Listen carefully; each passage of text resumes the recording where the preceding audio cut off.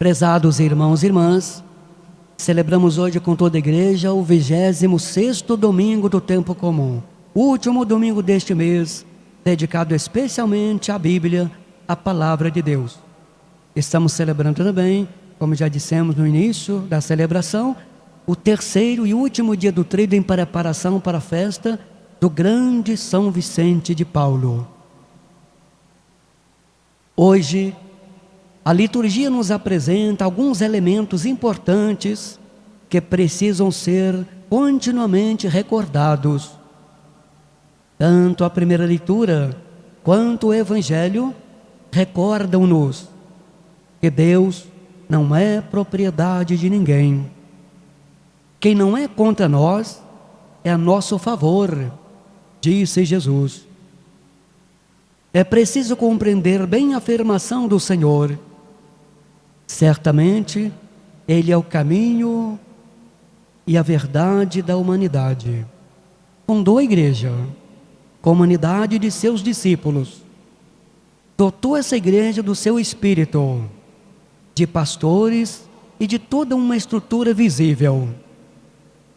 Esta igreja, nós cremos, que permanece de modo pleno na Igreja Católica. Isso significa que os elementos essenciais desta Igreja de Cristo permanecem, por graça e fidelidade do Senhor, naquela comunidade que Ele fundou desde o início, a Igreja una, santa, católica e apostólica, da qual fazemos parte. Quais são estes elementos essenciais? A Palavra de Deus, pregada e interpretada segundo a tradição apostólica, a Eucaristia, como banquete e sacrifício, os 7 sacramentos, o ministério de Pedro, presente nos seus sucessores, os papas, o ministério episcopal, no qual se concretiza a sucessão apostólica, a caridade fraterna, os vários dons e carismas da comunidade, o sentido da missão de anunciar Jesus ao mundo como Senhor e Salvador, o martírio como testemunho máximo de Cristo, a presença materna da Virgem Maria e dos santos, amigos de Cristo. A Igreja Católica é, portanto, a Igreja de Cristo, pertence a Ele, e por sua graça conserva e conservará sempre, sem poder perder estes elementos. Mas isso não significa que a igreja seja propriedade de Cristo. Ela pertence a Cristo, mas Cristo não é propriedade da igreja. Ele manifesta a sua ação também fora da estrutura visível da Igreja Católica. Pensemos nos nossos irmãos e irmãs que professam outras denominações religiosas. Eles têm tantos elementos da Igreja de Cristo: a Palavra de Deus, a confissão de Jesus como Senhor e Salvador, tantos dons e carismas, o amor sincero a Jesus, a caridade fraterna, o elo missionário. Isso não significa, de modo algum, dizer que está tudo bem, que tanto faz ser católico como não ser, que o importante é a fé em Jesus. É preciso recordar que a divisão da igreja é um pecado grave e contraria o desejo de unidade que o Senhor deixou como testemunho. Pai, não rogo somente por eles, mas pelos que, por meio de sua palavra, crerão em mim, a fim de que seja um como tu, Pai, estás em mim e eu em ti. Que eles estejam em nós, para que o mundo creia que tu me enviaste. João 17, 20. O Evangelho deste domingo, como acabamos de proclamar, apresenta-nos um grupo de discípulos ainda muito atrasados na aprendizagem do caminho do reino. Eles ainda raciocinam em termos de lógica do mundo e tem dificuldade em libertar-se dos seus interesses egoístas, dos seus esquemas pessoais, dos seus preconceitos, dos seus sonhos de grandeza e poder. Eles não querem entender que para seguir Jesus é preciso cortar com certos sentimentos e atitudes que são incompatíveis com a radicalidade que a opção pelo reino exige. As dificuldades que estes discípulos apresentam no sentido de responder a Jesus não nos são estranhas. Também fazem parte da nossa vida e do caminho que dia a dia vamos percorrendo. Assim, a instrução que neste texto Jesus dirige aos seus discípulos serve-nos também a nós hoje. As propostas de Jesus destinam-se aos discípulos de todas as épocas.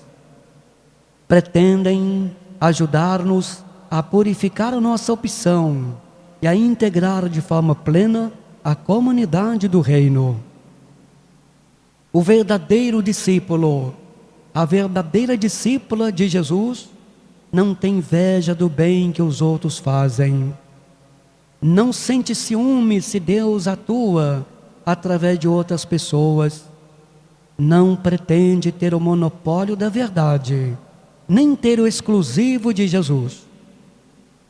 O verdadeiro discípulo, a verdadeira discípula de Jesus, esforça-se cada dia por testemunhar os valores do reino e alegrar-se com os sinais da presença de Deus em tantos irmãos e irmãs com outros percursos religiosos que lutam também por construir um mundo mais justo e mais fraterno. Os discípulos de que o Evangelho de hoje nos fala estão preocupados com a ação de alguém que não é do grupo, pois temem ver postos em causa os seus sonhos pessoais de poder e de grandeza. Por detrás dessa preocupação dos discípulos não está o bem do ser humano, mas a salvaguarda de seus interesses egoístas, pessoais. Nas nossas comunidades cristãs ou religiosas, há pessoas capazes de gestos incríveis de doação, de entrega total. Grande exemplo, São Vicente de Paulo, São Francisco de Assis e tantos outros e outras, de entrega, de serviço aos irmãos. Mas há também aquelas cuja principal preocupação é proteger o espaço que conquistaram e continuar a manter um estado de poder e de prestígio. Jesus exige dos discípulos e discípulas o corte radical com os valores, os sentimentos, as atitudes que são incompatíveis com a opção pelo reino. O discípulo de Jesus, a discípula de Jesus, nunca está acomodado, acomodada, instalado, conformado, mas está sempre atento e vigilante, procurando detectar e eliminar de sua existência tudo aquilo que lhe impede o acesso à vida plena. O apelo de Jesus à sua comunidade, no sentido de não escandalizar os pequenos, faz-nos pensar na forma como lidamos, enquanto pessoas e enquanto comunidades, com os pobres, os marginalizados, aqueles e aquelas que vivem às margens da sociedade, os que falharam, os que não têm atitudes moralmente reprováveis, aqueles que têm uma fé pouco consistente, aqueles que a vida marcou negativamente, aqueles que a sociedade marginaliza e rejeita. Eles encontram em nós a proposta libertadora que Cristo lhes faz, ou rejeição, injustiça, marginalização, mau exemplo. Quem vê o nosso testemunho, o nosso exemplo, o nosso mau exemplo, tem razões para aderir a Cristo ou para se afastar mais e mais dele? Irmãos e irmãs, se buscarmos as boas ações, a exemplo dos grandes santos e santas, principalmente entre eles São Vicente de Paulo, os bons caminhos e os bons projetos, estaremos construindo o reino de Deus e vivendo do Espírito que não é negado a ninguém. Que Jesus nos ajude a ser e a viver como verdadeiros irmãos e irmãs. Louvado seja nosso Senhor Jesus Cristo. Para sempre seja louvado.